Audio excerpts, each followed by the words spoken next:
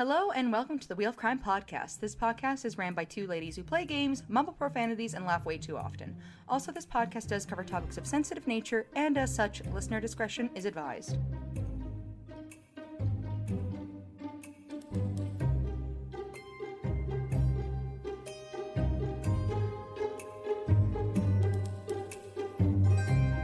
Hello and welcome to the Halloween special of the Wheel of Crime podcast. Ooh. My name is Jen. Ooh.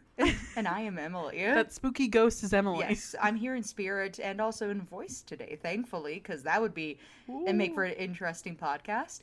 It would. Yeah. So, Happy we're Halloween. gonna quickly address everything. Yes.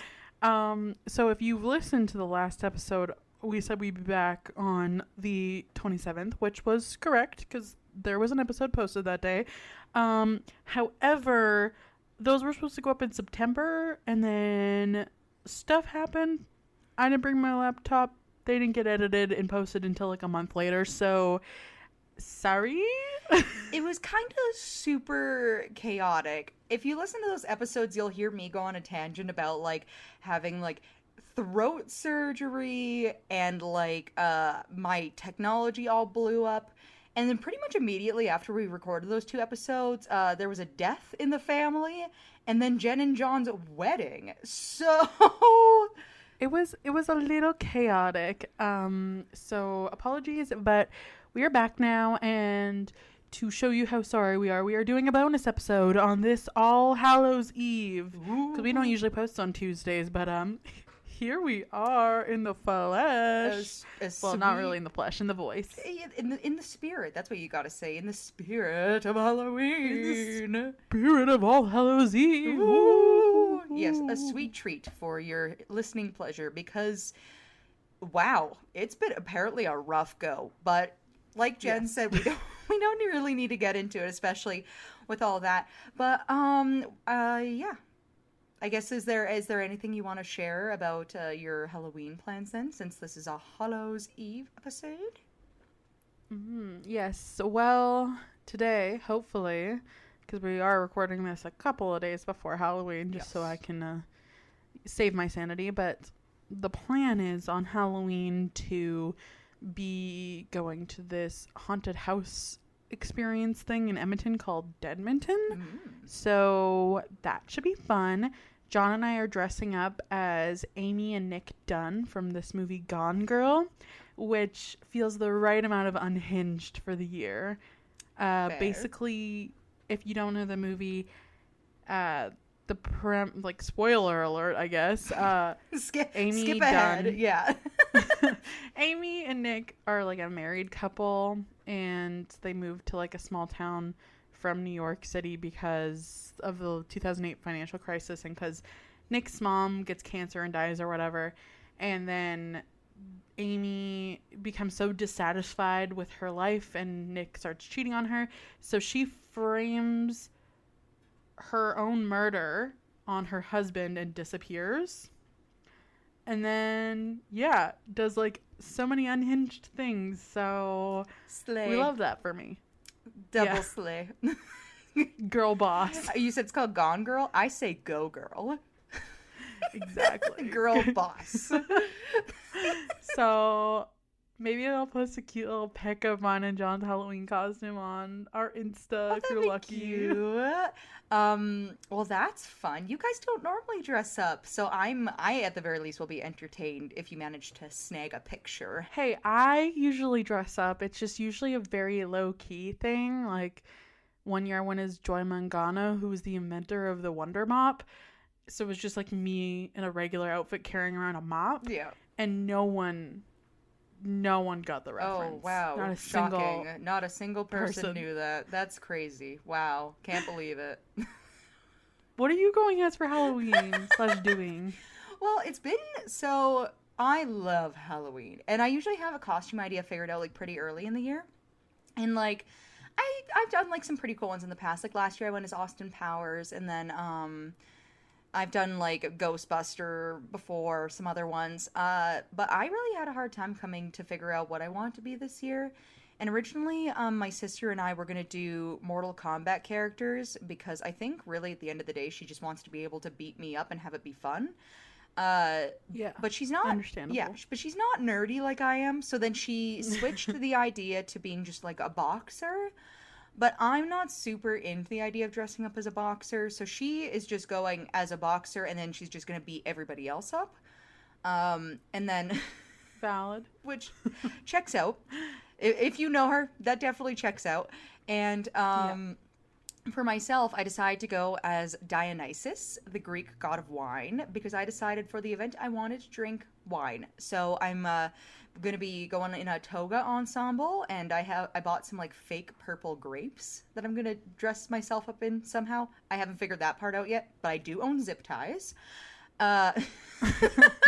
Amazing. That sounds incredible, right? And very on brand for you. Yes. And then I also found I think it's 1.5 liters of wine. It's not in a box either. Jesus. It's fully 1.5 liters bottle of wine. I will not be drinking all that just because I do value myself. Would pass away. Yeah, I would genuinely die. And I feel like dying on Halloween night, even though that does have a certain vibe to it. That's how I want to go. Yeah, I was like, I do have plans for the rest of this year. I did order your Christmas gift already because it has like a 60-day shipping time or something. So I gotta wait for that to come in. So I can't die yet. But yeah, so I'll see if I can get a picture of my costume as well because I am looking forward to having a good time. Amazing. Well, keep an eye out on our Instagrams either later tonight or tomorrow for our Halloween costumes. Probably tomorrow, because if I am drinking, that means the social media will be getting left behind. Yes. You know what? That's valid. Yeah. And since today is a special little episode, that means we won't be doing a question round, mostly because it's not really... I guess it's possible, but it's not like a theme specific. We're sharing stories, so there is no question theme. We asked on our Instagram, and you guys submitted stories, which is actually insane to me. Just that people listen and then also choose to write. I don't know. It's kind of weird. It is a little weird. It's because for like every time. Sorry, we ask, I'm genuinely shocked when there's like a story like submitted. I'm like, oh my god, someone submitted. See, for me, it's almost like when Jenn and I record, we're really just talking to each other, like, you know, and all that. So for me, it's almost like we're asking questions to the void, but then the void answers, and you're like, oh my god, who's in the void? Who are you? Who are you? It's true. But yeah, we're skipping the questions because we were really excited to just get into it today. So without further ado, I think we should just get on into it. What do you think, Em? Yeah, because this is Halloween. This is Halloween. I'm sorry, I'm excited. All right. Me too. Okay, so our first story today, it says, when I was 11, my family moved to a small town outside of Medicine Hat. Well, hello, welcome. I was going to say it's a local hello there. A local? A local yokel. Oh my goodness. Welcome to the club, sister, Mr. Thister, whoever you are. Person from Medicine Hat? Ish. So they say the place we moved to was right in front of a little forest which had its own little creek. As a kid, this was very exciting, and I spent a lot of time outside exploring the creek and collecting rocks. Honestly, same. That sounds like a dream from when I was a kid, because I love collecting rocks. I was going to say, I think the one thing I do remember from my childhood is just constantly collecting rocks. And then my mom maybe get rid of some because we were moving houses. And there was just like boxes and boxes of rocks. And I was like, no, they're all valuable. We have to take them. Listen, these are all special rocks. I personally collected them all. Yeah, they're all hand-picked. None can go. Literally. None can go. It's just the rules. They say, our house was pretty far away from the nearest neighbor, but there was a spot past the creek where a group of kids my age would hang out. I became friends with the other kids, and we spent a lot of time together exploring the woods further. Ah. All right. I can't relate because I was personally afraid of the dark as a kid, and the woods were spooky. So I was going to say, good for you, though. I was raised in the country and still have a little bit of a weird feeling about exploring the woods. But you know what? You live your dream, person from Medicine Hat. Live and let live. One day, we all came across this makeshift fort. The thing was so cool. It was built out of twigs and stones. You could tell by looking at it that someone had clearly spent a long time building it. The fort was technically past where my parents would usually allow me to go, but I was a dumb kid, and this was a cool fort seemingly built just for us. Valid. So I was happy to bend the rules and not tell them where I was. The fort became our spot, and we pretty much went every day of summer. When school started back up, we didn't go to the fort much because it was too far away, and it would be dark by the time we got there. It was the first snow of the year, and I was walking down to the creek to meet my friends. When I got there, there was a note telling me to head down to the fort. Now, I was a bit nervous to do so because, like I said, it would be pretty dark. But I went against my better judgment and walked over there anyways. Don't like where this is going. So wait, it's also dark out at this point, right? Yeah, because it seems like it's winter, and so... And the sun sets earlier, I don't know. yeah. Yeah. Okay. As I got closer, it looked as though someone was inside the fort with a flashlight on. I ran up to the fort, and a flashlight was on the inside of it, but no one was around. My friends were nowhere to be seen. I started yelling their names, but it was just me alone in the dark woods. When I heard a rustling in the trees a few seconds later, my stomach dropped. Nope. Because at this point, it's either an animal or a person, and those are both terrible things to find in the woods. Like, especially at night when you can't see. If there's a flashlight on inside the fort, my gut feeling is it's a person. Well, excuse you, it could be a very big firefly. You know what? You're right there. My bad. I know we don't have those in Alberta, but it could happen. Anything's possible, I guess, on All Hallows Eve, even though this story didn't take place on All Hallows Eve, I'm guessing. But you never know. Fair enough, I guess. I was so scared and I started crying and running home. That's relatable. Yeah. I told my parents everything, and they called the police. It turns out a known child predator in the area was the one who built the fort, and the police caught him lurking around the woods near the fort. Shut up right now. Shut up right now. You guys didn't see this because obviously this is a podcast, but my mouth just unhinged. Excuse me? That's crazy. The police were pretty sure he was the one who wrote the note to try and lure me out there alone. I didn't spend much time out in the woods after that night. Not that my parents would have let me anyways. Well, that's valid. I can't even imagine. Like, because now we're kind of getting in the age group of, like, people we know are having kids. I cannot imagine having a kid and then finding out that they were, like, lured out to the fucking woods by a predator and you just, like, didn't know? Like, how insidious. That is so insidious. Right? Like, Jesus. And I don't mean the movie. I mean the literal meaning of the word insidious because sweet baby Jesus. That is crazy. I'm glad they caught this person and that you're okay, listener. Yeah. And also, sorry. Nobody should find a cool fort and find out that a predator made it. Ew. Like, how very Lovely Bones-esque, you know? Seriously. And I was thinking, like, when you were reading the first part of our listener story here, I was like, oh, this feels like maybe it's like a hunting shelter that people use during the winter time, because people do that in Alberta, where they just, like, go into the woods and build weird shit, and they're like, I'm hunting. So I was like, oh, maybe it's, like, one of those things or whatever. And nope, it's just fully some weird, gross old man, I'm assuming. I have no idea. I just have a picture in my head. Just building shit out of rocks and sticks, and they're like, oh, the kids are gonna love this. Ew! I hate that. I was not even thinking about that until you just said it, but that gives me such an ick. Literally. Okay. Was that the story, or is there more? That's all. Oh, thank God. They left it there. I want to barf. Thank you, listener. That was great.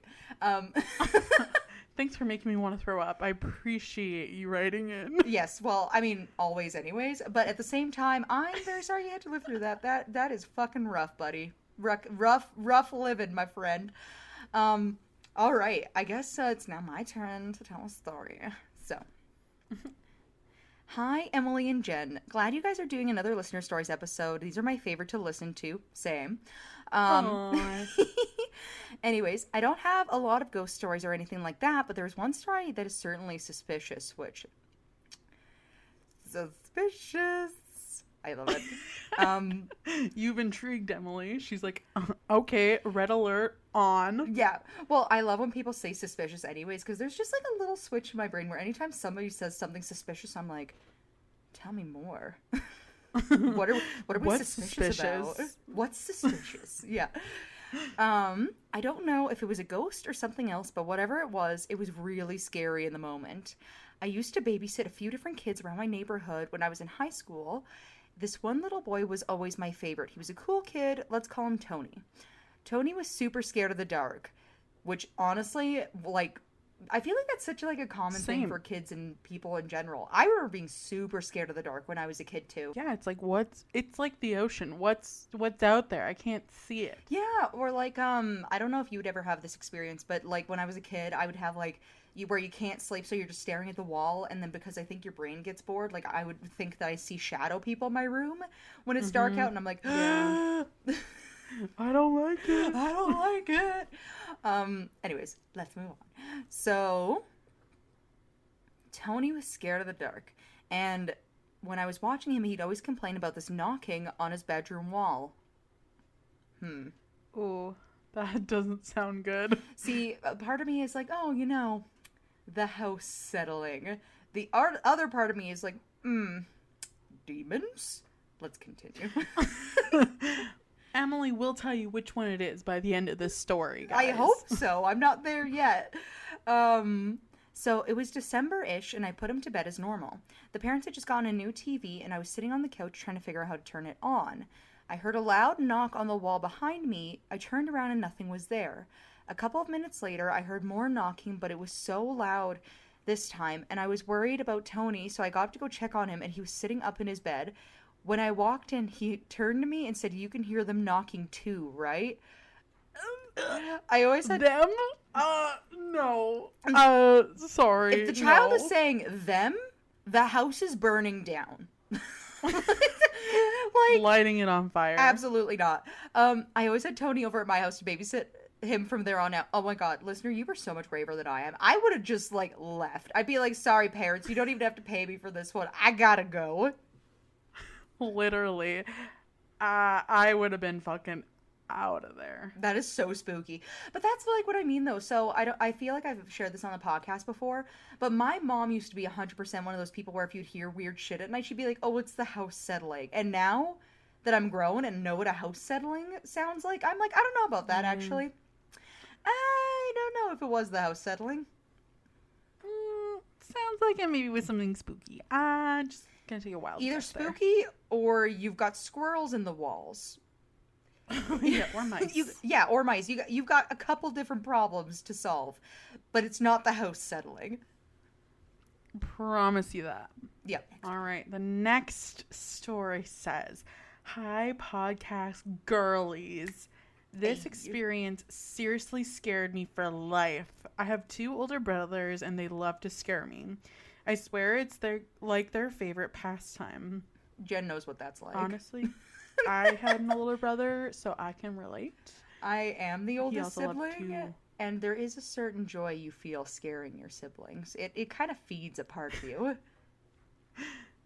You know what? That's fair. I was probably really annoying, so I'm sure it was like vengeance of some sorts. 100%. But please continue. One Halloween, they were supposed to take me trick-or-treating. We had gone to a few houses on the block, and I was hyped to keep going. They were not. They sent me up to the next house alone, and when I turned around, they were gone. I was 4 or 5 at the time, so I was pretty freaked out. I started wandering down the street crying and looking for them. They let me walk about a block screaming their names. When they came up behind me, put an empty pillowcase over me, pretended to kidnap Oh my me. god! That's so mean. That is evil. I have never done that. Will I? The other Probably parents not. on the street also didn't think this was funny and called the police. Fair. Thank God. Can you imagine just seeing a child being abducted? Could you imagine? Oh my god. But no, that is seriously diabolical. Like, I always hear, like, mean stories from, like, what older siblings do to people, but this is, like, next level. This is went unhinged. hard. You know To for a a fact. 4 or 5-year-old. Yeah! That's You know so they discussed this evil. beforehand, too. They egged each other on, and they're like, no, it'll be really funny. They say, my parents were so pissed. The worst part is I dropped my bag of candy and never got it back. Oh, I'd be so Aw. mad. I would hold that over their heads for the rest of my life. I mean, it kind of sounds like this girly did. That's really funny. And I get it. Yeah. All right. We have one last story for you on this All Hallows Eve. So take her away, Em. All right. So, hi, ladies. A few years ago, my friend and I were at a haunted corn maze, and something actually crazy happened. I've been hearing so much lately about haunted corn mazes. I will never, you could never put my ass in a haunted corn maze. I'm just going to Oh, I segue. feel like it'd be so fun. No, thank you. I would like to segue quickly just to say, apparently there's quite a few stories online of people going to haunted corn mazes, and the scare actors actually hurt them. Like, they're like crazy people who don't get vetted to like work at the corn maze, and then just like are like let loose on people, stabbing them and stuff. Jesus. Scary shit. But anyways, I'm gonna continue. So, we were there for my birthday on October 10th. Ooh, you were very close to my birthday. I can't really remember the year. Oh, this means that they're also like a Thanksgiving weekend birthday girly. I'm so sorry for you. If you're Canadian, if you're not Canadian, then it's just any other day for you. In that case, happy birthday. Yeah, I was just about to say, I don't know if they're Canadian or not, but I got this. I got this covered. So, I can't remember the year. I think it was about 7 years ago. Okay. And I'm not quite sure because I like to block out the memory a lot. I do this too. When people ask me stuff and they're like, "Oh, do you remember this random spooky thing that happened to you years ago?" I'm like, "Listen, I was traumatized, like kind of." vaguely. Vaguely. Okay. Anyway, we had gone through the corn maze a couple times at this point, and they were doing this weird promotional thing for a choir. All right. Like a bunch of choir students were hired for a certain amount of time so that all of the earnings that night would go towards their choir trip. I don't know why. It was super weird.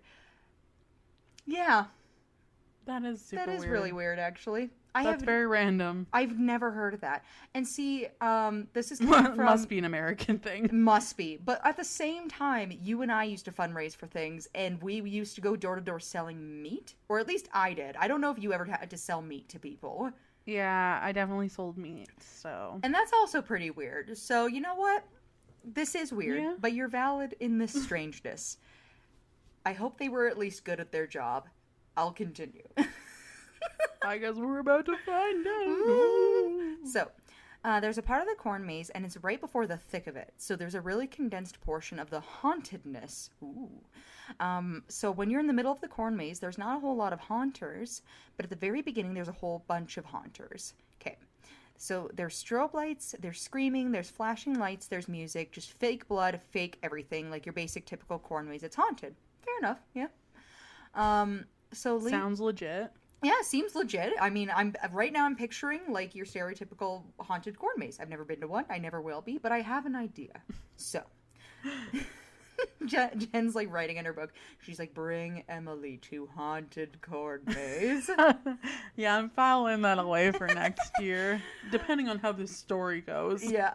So, leading up to that portion of the corn maze where it's not as haunted, there is a really, really small path with bushes and trees on both sides, and then like a swamp area right at the very tail end of the haunted condensed portion of where it all happened. So we were not in the middle of the corn maze. I could tell that my friend was getting very tired. She seemed very scared at this point. I wanted to go through the maze one more time, and I think because it was my birthday, she decided to go through one last time for me. This is so, like, everything I've heard today, so relatable. I would 100% be this person where I'm like, I'm good, but, like, if you want to, it's your birthday, I guess. You're like, I'm taking one for the team. Sure, we can go through one more time, but that's it. And then I'm going to bed. Nothing else. Yeah. So we were walking through, and I was cracking jokes, and then snap. Just thought I would add that one in there. At first I thought it was a tree branch, but there was like a snap and then a scream and then a strobing light. Like the strobe lights were just making me very disorientated. So I had no idea what was happening, but I felt super dizzy. I looked over at my friend who was obviously also very disoriented. Her face went pale and I looked down at her arm and she was bleeding. Uh-oh. This is no good. Alright, bleeding a lot. Okay, this is really no good. I'm starting to get nervous. I turned the light off my phone to get a better look and I gasped. So naturally, when you go to look at like a cut or something, you kind of want to see what's going on, especially if it's in a weird spot. Yeah, you want to see if there's like something in there or shit, whatever. This is just me chiming in. But, so she was just grossed out and she was freaking out. I naturally wanted to see what was going on. I lifted up her sleeve and it looked like a stab wound. What on earth is happening here? No. I was just talking about fucking stabbing in corn mazes too. No. Okay. I'm nervous. So one of the employees who was dressed up as a scary clown seemed to notice that something was wrong or was going on. So he came over and was like, is everything okay? He ended up getting out of character and he took off his clown mask or whatever. And then he also took his shirt off like a hero. That is so funny. Could you imagine your knight in shining armor is a fucking clown in a corn maze and he's like, here baby doll, let me just take off my shirt for you. Okay, I don't like him.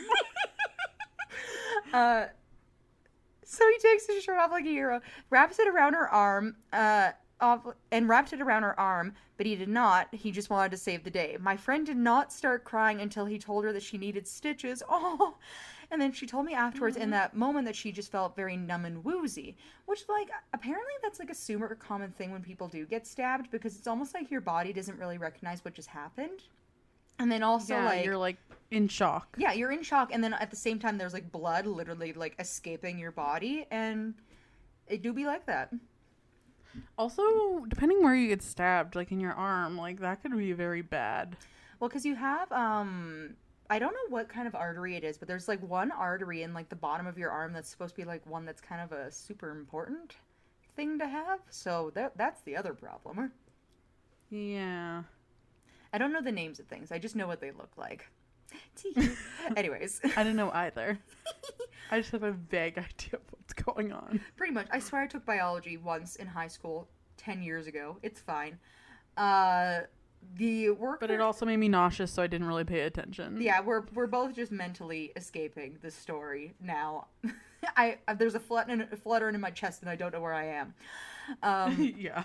So the worker shined a flashlight on her arm and he said, you're going to need stitches. And then she started uncontrollably crying. She cried for only a couple minutes. And once we turned around, he was guiding us back out of the corn maze. Luckily, it was the very beginning of the corn maze, so it was super easy to navigate our way back out. It was just a matter of walking to the main entrance. Everybody broke character. Like, all of the haunters stopped haunting and started coming up to my friend and asking if she was okay. And then everyone just kind of followed us back out. Once we finally made it out of the corn maze, it was still a little bit of a walk to get to the main entrance. And at this point, my friend stopped crying and started hysterically laughing. You know what? I feel like I understand because in really serious situations, I also just start laughing randomly. Okay, that makes more sense. See, in my brain, I'm like, oh my god, she's lost her mind. She might have. She may have. Like, they do say that's also like a shock thing too, because you kind of get like a blast of euphoria in your brain, and you're like, yeah. You're like, I'm really upset, but I'm upset, but I'm gonna laugh about it. Valid. And then we got into the light and I saw how much blood she had on her. Oh, wow. Okay, so her whole body was pretty much coated in it, and her arm was completely red, most of her left side, and then some of it also on her right side. Okay, it was just almost head to toe in blood. We didn't call the police. We didn't call the ambulance. She just wanted to call her mom, so her mom came, picked us up, and we went to the hospital. That seems like the wrong choice. I feel like at this point, one of the haunters should have stepped in and been like, "Hey, ambulam. We're getting in the ambulam." And I getting feel the like police, yeah. letting her, like, I feel like she's probably in shock, so maybe letting her make that choice is not the best call in that moment. I feel like you gotta be like, let's just, like, call people and get it figured out. Well, and usually, too, like they say in emergencies and stuff, just because I've taken first aid training a couple times, they say that somebody has to, like, gung-ho the situation and kind of be the boss of telling people what to do, because otherwise nobody does anything. So this might be one of those situations. Who's to say? Yeah. So the cornmaids had bandaged everything up, so when we went to the hospital, her mom hadn't seen it, and neither had any of the doctors, but they could see the blood all over her, and they took her in right away to get her cleaned up and start unwrapping everything. It immediately just sprays everywhere. Okay. So she had sliced an artery. See? There we go. The owner of the corn maze actually came to the hospital with us, so he drove in a separate car, and he was saying, we have no idea what happened. She heard a snapping sound, so maybe somebody pulled back a tree branch and it snapped at her. But then the doctor was like, there's no way. It went all the way to her bone, slicing her artery, and my friend ended up getting 200 stitches? Dude. Oh, no wonder she was crying. She's like, oh my god. Jesus Christ. Also, I don't know what kind of trees they have where this listener lives, but I cannot envision a single tree that would give somebody 200 stitches. That's in just a like, corn maze. Well, and like just going back to what the listener said too before this, yeah, they're in a corn maze. They're kind of like over by like a swampy looking area. And before this happened, they heard the snap and saw strobe lights. Yeah, like what kind of tree? The tree. Unless the scenario trees grow check where out this to me. listener lives and they just happen to come with strobe lights, I don't think that's a real thing. Yeah, it sounds fishy. It's a little fishy. We went back to the corn maze during daylight 3 days later with a police officer and the owner because at this point we had no idea what had happened.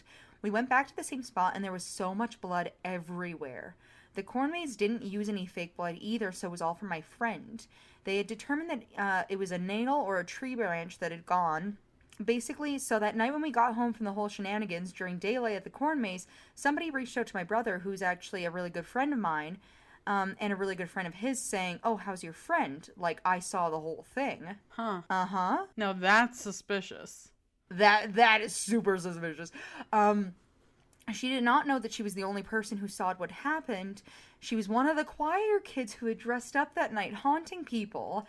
And she said she saw a guy wearing the killer clown mask, the one who came up to help us, holding a really, really big knife like a machete, hiding in the corn. And when my friend and I walked by, he jumped out and ended up slicing her arm.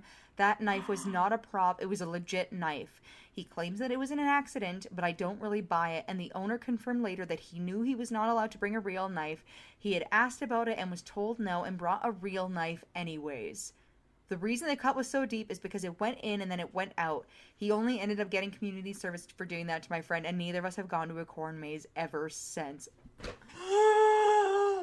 No! That's traumatizing. What's traumatizing is now this is like a listener story that we're hearing, and this has been something that I've seen coming up where this has been happening to people in corn mazes.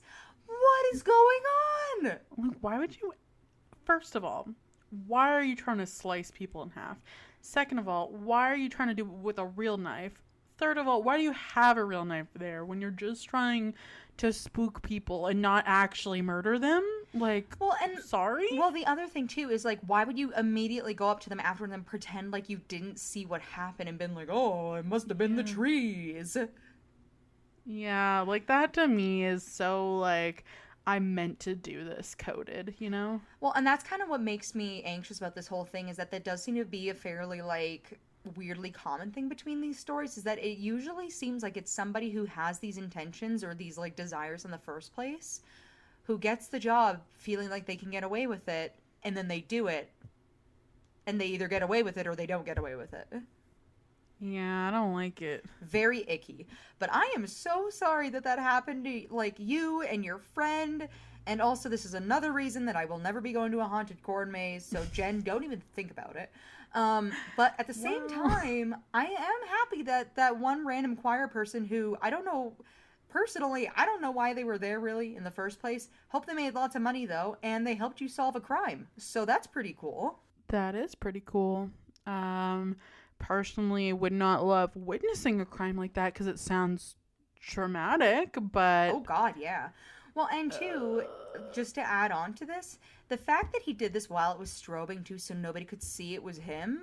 That's really suspicious. Very suspicious. And obviously, more than just us thought it was suspicious, because if he had to serve community service over it, yeah.